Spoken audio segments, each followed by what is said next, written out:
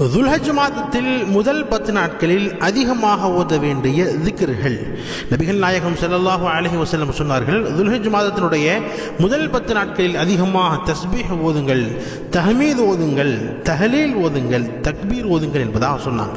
இப்போ இந்த நான்களுடைய அர்த்தங்கள் என்ன? தஸ்பீஹ் என்று சொன்னால் சுப்ஹானல்லாஹ் என்ற அர்த்தம்.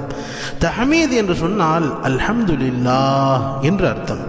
தஹ்லீல் என்று சொன்னால் லா இலாஹ இல்லல்லாஹ் என்ற அர்த்தம்.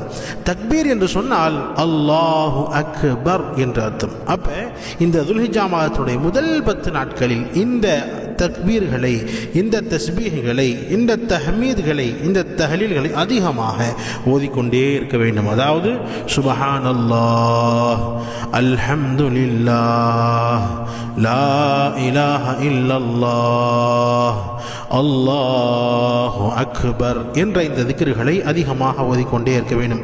இந்த திக்ருகளுடைய இன்னொரு புறம் தான் மூன்றாவது கலிமாவாக நாம் ஓதுவோம். சுப்ஹானல்லாஹி வல்ஹம்துலில்லாஹி வலா இலாஹ இல்லல்லாஹு வல்லாஹு அக்பர் வலா ஹவுல வலா குவத இல்லா பில்லாஹில் அலியில் அஸீம் என்பதாக ஓதுவோம். அந்த கலிமாவையும் நாம் அதிகமாக இந்த துல்ஹிஜ்ஜா மாதத்தினுடைய முதல் 10 நாட்களில் அதிகமாக ஓத வேண்டும். அல்லாஹ் ஜல்ல ஷானஹு தஆலா நம் அனைவருக்கும் இந்த துல்ஹிஜ்ஜா மாதத்தினுடைய முழு சிறப்புகளை விளங்கி அதன் பிரகாரம் அமல் செய்யக்கூடிய பாக்கியம் தருவானாக. குர்பானை கொடுக்கக்கூடிய பாக்கியம் தருவானாக. யாரெல்லாம் குர்பானை இந்த வருடம் தருகிறார்களோ அல்லாஹ் அவர்களுடைய குர்பானிகளை அல்லாஹ் ஏற்றுக்கொள்வானாக.